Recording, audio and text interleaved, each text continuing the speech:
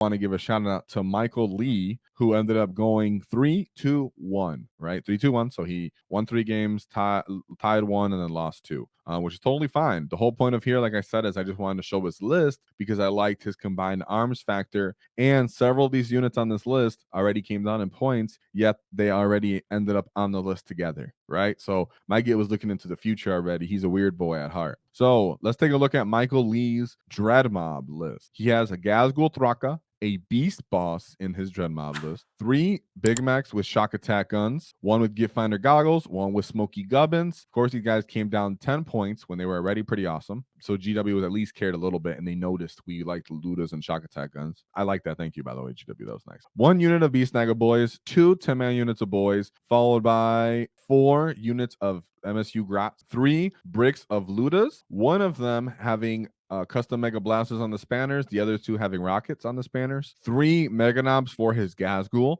right? This is what I mean. Now that the Mega Knobs came down, maybe people will start bringing 3, right? Because killing 2 is a little too easy sometimes. Then he brought a Death Dread. He was ahead of the game, boys. A Death Dread. Of course, he only brought 4 arms. I think he was kind of the idea of I'm going to stick to what they're good at. Their data sheet wants to be in combat. I'm going to bring him up from Ingress, and he's going to punch damage 3, right? Why not? A Kill Rig. Yes, he put the Kill Rig on the Dread Mob you get, and then he has the 3 mech guns with Smasher guns. Of course, that goes right alongside the Big Mek with shock attack gun with Smoky Gubbins. I do like that combination. It erases certain units, specifically Terminator style units, Custodian style units, and you actually have a chance to reach out and blow away enemy vehicles as long as you're willing to spend 2 CP. You could end up failing, right? You could end up failing, but that's where the Kill Rig comes into play. Drops another auto hitting las cannon in there, right? Hopefully. And then 2 trucks. So he still had the points for the 2 trucks. I assume the boys were in the trucks, but there's a good chance that you could end up putting Lootas in the trucks with the shock attack guns, and you can end up taking those guys and kind of getting different angles of fire to get objectives and to keep the truck safe and your Lootas safe. Maybe the units or armies are really fast. They can cover the distance and charge you, and you don't have enough units to screen them, or you don't feel safe trying to screen them, or you're having a hard time seeing a whole enemy unit because it's a small model. Let's say a Catan. That's right. Then maybe you need to be in a truck so you can get better line of sight. So let's take a look real quick at Michael Lee's path to victory. Shout out to our sponsors, the Baron of Dice, as they helped us do our wall tactic dice. So shout them out.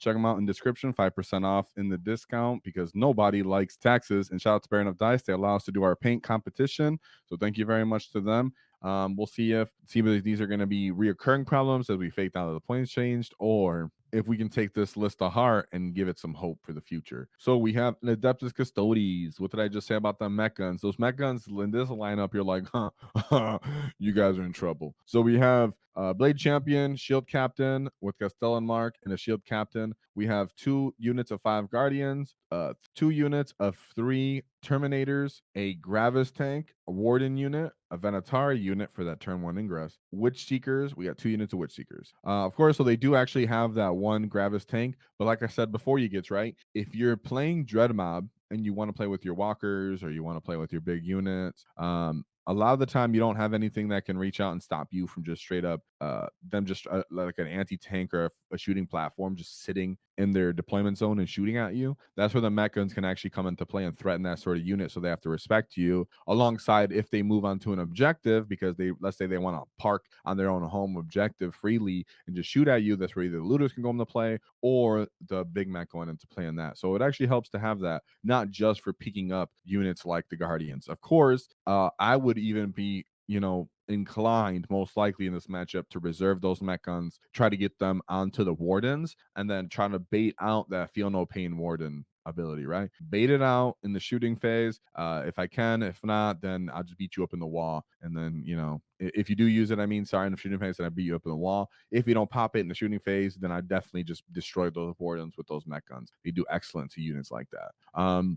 Having so many bodies would definitely help in that custodian matchup too. Having MSU being able to fill up the table, stop those guys from just running into you and deep striking you. Having the Death Dread in this case with those claws could have been actually really clutch for that flat 4 damage to go on several of these units. And custodians, their units want to be on the objectives. They do not have armor of contempt. That means they are beautiful bait for the Lootas. So this would be a great matchup in some ways for Michael Lee. Like to see that. Like to see that. Then we go into his second game. He went into the Dark Angels, and this was a inner circle task force. We have Azrael, Bilal, and Lionel Johnson. I believe Lionel Johnson came a good amount of points down, right? We have a big unit of tactical squads, one Deathwing Knight unit, big fat unit of Terminator brick. One, oh no, that's just I lied. Those are two just 5-man units of Terminators.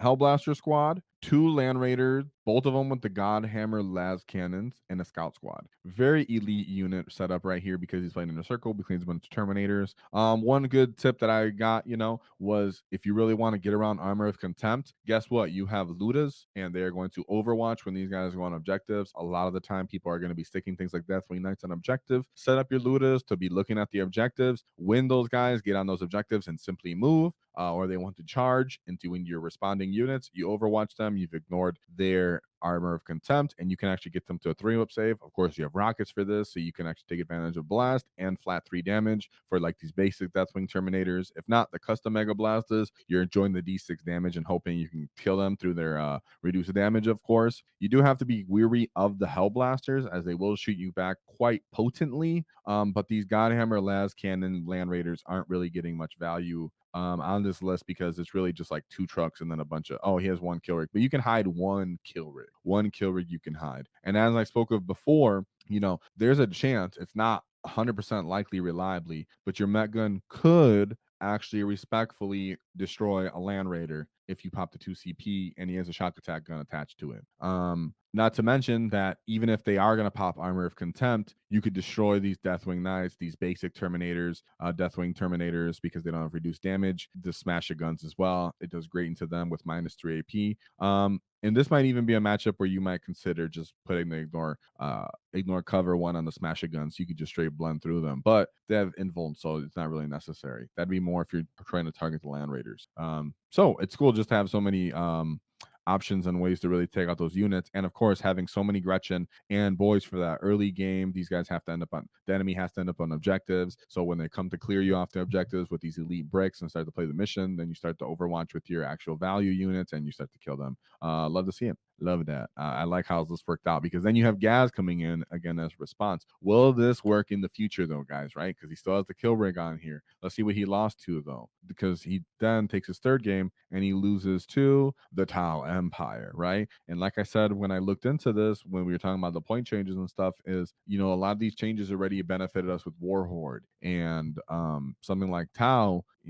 Already kind of dealt with Warhorde in its own way, where it was really much player, mission. But these aren't going to be new tools. Your Snaggas already went off. Your kill rigs being cheaper will feel better, but they can already get blown up. So let's see. We have a Commander Farsight, 2 commanders in Cold Star battle suits, and a commander in Enforcer suit. We have 3 units of these by 3 stealth battle suits. Man, that's what I'm saying. Commandos matter so much in this kind of thing, right? And even something like a Zod unit wouldn't mind running straight into these stealth suits. We have a Krutox Rider, Crisis, Fire Knife battle suits, and then a Star Scythe battle suit. 2 of those, or 3 of those. Oh goodness. And then a bunch of Sunforge battle suits, followed by Ghost Kill battle suits, and then 2 Hammerhead gunships and 3 Piranhas. This is just a boatload of units that are just in a paper death by 1,000 cuts with their firepower, which is exactly, I think, the best way to run Tau, especially with that he actually took the stealth suits to go further. And the Piranhas are actually a really nice touch. Really surprised he didn't bring more transports on this, but why would you need to when you have so many suits that have so much mobility and ability, death from 1,000 cuts going on here. This is a retaliation cadre, so he's looking to do damage with retaliation. This is, we would need to know the mission. We would need to know how the terrain looked, I guess, and the layout for that would matter a lot too. But all in all, right, when you're going into Tau, if you go first, if you go second, that matters a lot. And if you have commandos and or Zod, that really does matter a lot. Not necessarily going to win or lose you the game. Exactly, you still have to play correctly. But even something like a Death Killer War Trike, and this is Dread Mob. Excuse me, I was saying Warhorde. Dread Mob. Something like a Death Killer War Trike with the field opening from Warhorde would be nice, but in Dread Mob, you don't have anything to cover the distance like that. So you're kind of in a shootout now with Tau, right? And if you're a shooting army going into another shooting army and they shoot better than you, how do you counteract that? Well, you get combat involved or you get pressure involved well, you don't really have any pressure when it's just kill rigs and duff treads, things that came down in points, but that aren't really helping offset this sort of matchup. That's where commandos coming down did help, but you could argue they need to come down a little more for matchups like this, at least in the perspective of an orc player. So shout out to him for that. That's, getting shot off the table doesn't feel good, but it happens, and Tau are sometimes only as good as their pilot. So if the pilot did good, it happens. We have this fourth game real quick. We're gonna go over with Adapta Sororitas, with the Penitent Host, so that's a bit different. He has Morgan Val, the Triumph, and then some priests, a Palatine, 2 big bricks of Arcoflagellants, and then a 3-man unit of Flagellants, a Repentia unit, a Seraphim unit, a Paragon Warsa unit, Cladius Assassin, and some Subductors, 2 Penitent Engines, and then 2 Rhinos. This could be where Sisters end up going now, but I think that's not going to happen until the Bringers of Flame comes down a little bit more. Overall, I have seen the Penitent Host be used before, and it seemed kind of solid. So he did lose that one. Pretty harsh loss. Sisters are just really effective and have a lot of units. He in a lot of those miracle dives. Then his fifth game, we have this is where he had his tie, where he went to the Space Marines. This is where shout out to this guy. I had to deal with another orcs. So this is the same guy, John Piro, who went into the other orc player that we went over with Jasper. And Jasper, this was his lowest scoring win. And now we have our boy here trying to deal with them as well, with Michael Lee trying to deal with the same Space Marine player, Malnius Calgar, a Tech Marine, 2 units of Assault Intercessors with jump hacks, a big blick of Blade Guard veterans, 2 Gladiator Lancers, a Reaper, an Infiltrator Squad, a Redemptor Dreadnought, Repulsor Executioner, 2 Scouts, a Storm Strike Speeder, and a Cladius Assassin. So we've seen that this list already went to another orc player who ended up getting 6 at this event, and he barely beat this guy. Not barely, but it was a low scoring win against this guy. So for my get here, Michael, to tie this player, was actually very respectful, because this guy already proved his worth going into his prior opponents, and he had to deal with orcs already. So this guy had to deal with double orc players. So shout out to John Piro for having to deal with the whoa and getting stuck in. Well, I guess he doesn't get stuck in because he's a gun line, but we got stuck into him with Michael Lee. So I appreciate that. It is cool that Dreadmob actually has the weapons to kill some of these guys at range and not have to deal with the Cladius Assassins kind of increasing the cost of the stratagems like it would do with Warhorde. If you're trying to cover the distance on this, then you're like, oh man, am I going to get my increase here? Luckily we can do it from further away and end up killing people. But all in all, liked this I like that Michael ended up pulling out that tie at least, because that's just a strong gun line when you see one, right? Strong gun line when you see one. So let's go into his last matchup. Sorry, I went over there. Last matchup, he went into World Eaters, where he had Angron, Karn the Betrayer, 3 units of Jackals, 1 big brick of Zerkers for Karn, 1 Rhino for Karn, 2 units of basic 8-pound, 2 units of Spawn, a Mauler Fiend, a World Eater's Terminator Brick, and a Bloodletter. So Bloodletters actually do hit pretty hard coming out of reserve, but that's more of a fun pick. Mauler Fiends feel cool if you have shooting, because if you blooded someone, if you hurt them, then you get additional like +2 to your charge. You can come from reserve for like a 7-inch charge from Deep Strike or reserve, sorry, for the Mauler Fiend. So that can be a cool factor. These Terminators just cost too much, and they're very, very soft. Even they're fast and they can kind of hit kind of hard. But all in all, something like a Smasher Gun unit, as soon as Smasher Gun unit sees this, don't be surprised if you pick up like 7 of them, no problem, or no problem. So yeah, World Eaters would just have a lot of hard time actually getting value from this unit in this sort of matchup, because our boy does have all those grots to kind of set him up. Then he can just bait him with something like a Death Dread to go try to clean him up, kill rigs, actually shooting him even if he moves and getting those last cannon free shots off. And then when the Jackals go down objectives and all these little units, even the 8-bound try to get around the battlefield, if they try to charge you off objectives and they get killed in response from the Lootas very quickly, and then you kind of get to run around the field and go, okay, well, here's 10 more grots to stand in the objective after your Jackal sticky it. Killed everybody away. Okay, here's 10 more grots in the objective, even after you sticky it. And then when you can, if you can, ignore Anagram. But when it's time to go, at least in Dreadmob, you have a chance to kill Anagram when it's time to go.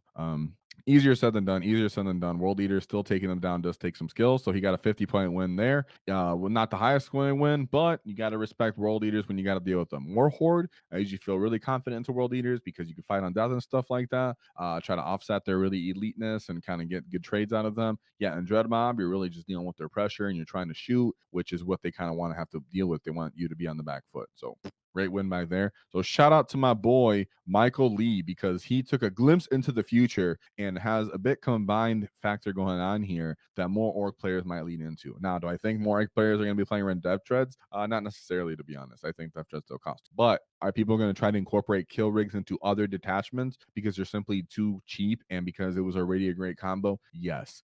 Is it going to go on your dread mob? Not sure. It could be based off your collection, right? Let's say you don't have a fully fledged out dread mob yet. It could behoove you to actually attempt this. At least the kill rig gives the firepower that's complementary to the other dread mob style units if you were to run them. So shout out to Michael Lee. If you enjoyed the clip, check out the full video here. If you'd like to see more tactics, click here. Let's get stuck in, lads!